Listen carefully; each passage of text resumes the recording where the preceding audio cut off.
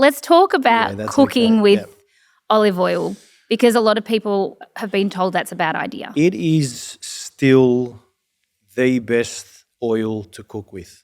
It does not oxidize as much as other oils. Are Think of those it, myths because maybe it's not true olive business. oil, or because there's a business as well? I think it's two-part. One is because when you don't have a good quality oil, obviously, or it's mixed or smoke whatever point. it is, the smoke point will alter and differ 100%. But that's just not olive oil. That's oil in general. Right. The other part of it is, I haven't done the numbers and haven't looked at it, but I reckon if we looked at what sells more in supermarkets, I think it would be sunflower, canola, vegetable oil over olive oil because of the price. If that's the case, then of course, like big pharma, big supermarkets, they're going to want you to buy it and all these myths are going to come out. Right. And that's fine. But you speak to or talk to or listen to the best scientists in the world, they will tell you to cook with olive oil. I mean, here's the thing. You go to Greece or Italy or what are they cooking with? Yeah. What do you think they do with all that oil that they keep? Early harvest, for example. We cultivate this in June, July.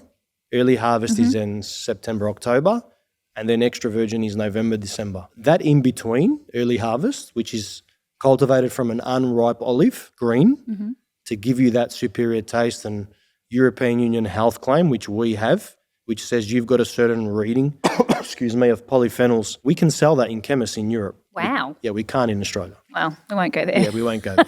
We can't in Australia. Olive leaf extract can be sold. So what's the difference Olive oil then? is only classified as a food in Australia. What about olive leaf extract and then something like this? The highest reading of polyphenol content out of an olive leaf extract I've found in Australia in the chemists was about 3,000 milligrams per kilogram. Okay. We did an analysis just for an exercise on wild olive leaf extract, so not cultivated, the same trees we get the oil from. The polyphenol content was 28,000 milligrams per kilogram. Wow. Yeah. That's crazy. Yeah. I want to do a how to make Greek olives, and it'll be my mum's way and my father-in-law's way. My father-in-law's from Cyprus. He's Turkish Cypriot. So, because I get that question all the time, how do I make these olives and make them taste like that? Well, So we do can live cook in with Melbourne. olive oil. Yep. And then we can also take olive oil as a Medicine. I like to use the word serve, because people when you use the word dose, they start to think they're taking, even though it's medicinal, it's still food. Yeah. At the end of the day. Yeah, look, so what sort of amount of, say, the black bottle we're talking about, did you say 20 mils? 20 like mils. a shot glass. No, a shot glass is a bit like a small, tablespoon a day. Tablespoon a day tablespoon. is the recommended dosage. So there's a lot of, and this isn't from me, this is so from... the shot glass might be like you might poo your pants. Okay, sorry, rewind. Yeah, a bit too much. Doctors and professors that are now in the industry are now saying that 3 tablespoons of a high medicinal olive oil is the equivalent to 200 milligrams of ibuprofen. I don't take ibuprofen, so I can't say that I've tested one out or the other. And I can say this because it's factual. We have provided straight oleocanthal, so not polyphenol. So they extract the oleocanthal out of the olive oil, out of the polyphenols, which is a very costly process, and injected it straight in prostates. And over a 12-month period, the tumour has decreased 18%. So without any other treatment. This person just wanted to be treated with wild olive oil. And That's amazing. it hasn't had an adverse effect. It's had a benefit. Now, I'm not saying that, hey, everyone that's got an issue like that, stop doing what you're doing. It needs to be more about prevention than being reactive and then starting Western medicine. You've got to remember, Western medicine was made for when you need it. For when you're sick. We're talking about setting yourself up to live to your 93 or beyond, like your grandfather, right? Yeah. Like my papu. And then when I started this, because no one understood it, it was the best comparison I could make was Manuka honey. Well, there's honey and there's Manuka honey. And there's polyphenols in Manuka honey. And then they grade it with certain numbers. Manuka honey doesn't taste like honey. No. Of course it doesn't, because that doesn't have the sugar and all the crap in it. That normal honey, that's for, high turnover, tons and tons of it at a cheaper price. There's Manuka honey selling out there for like $400 a jar. Is it worth it? For me, 100%. I'm not saying everyone can go out and buy that and afford it. I say this to my wife all the time. How much are you spending on other stuff that doesn't help you?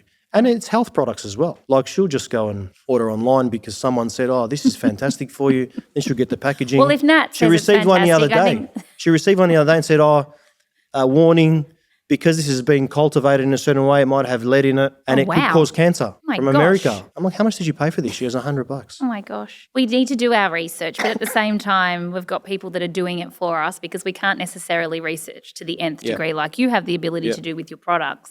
So I think that, at the end of the day, we need to use a bit of common sense as well. 100%. Food is medicine. You could use olive oil for more than just food. You can put it on your body. You can put it in your hair. Yeah. Well, you can do lots of, it's much more. It's very versatile. And that's what it was. That was, if you go back to the ancient times, that was the olive tree. The story about the olive tree, the myth about the olive tree is the ancient Athenians had two options: Poseidon, water, or Athena, who the capital city was obviously named after, the olive tree. And the ancient Athenians picked the olive tree because of the benefits, and also Greece was surrounded by water. It's this thing for the body that's universal. We recommend 20 mils a day to get all those therapeutic benefits.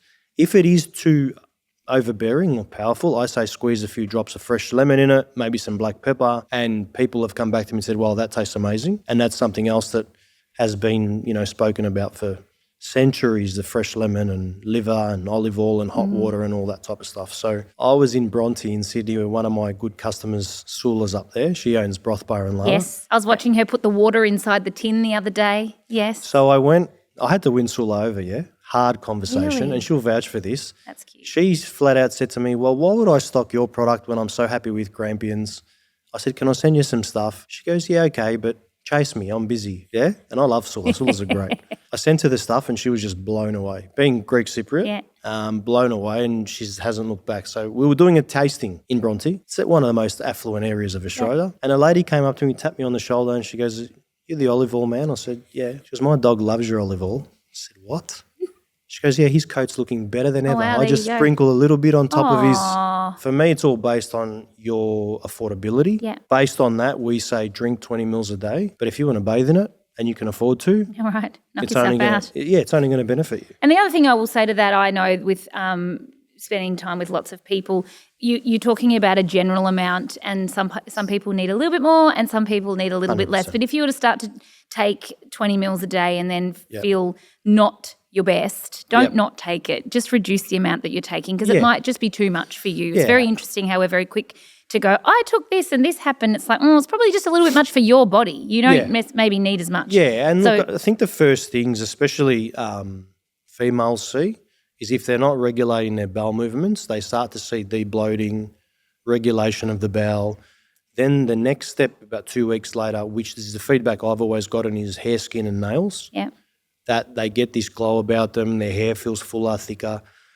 And everything you do, doesn't matter what it is, whether it's my product or anything else, you got to try it, you got to stick to it. And you got to be consistent. 100%.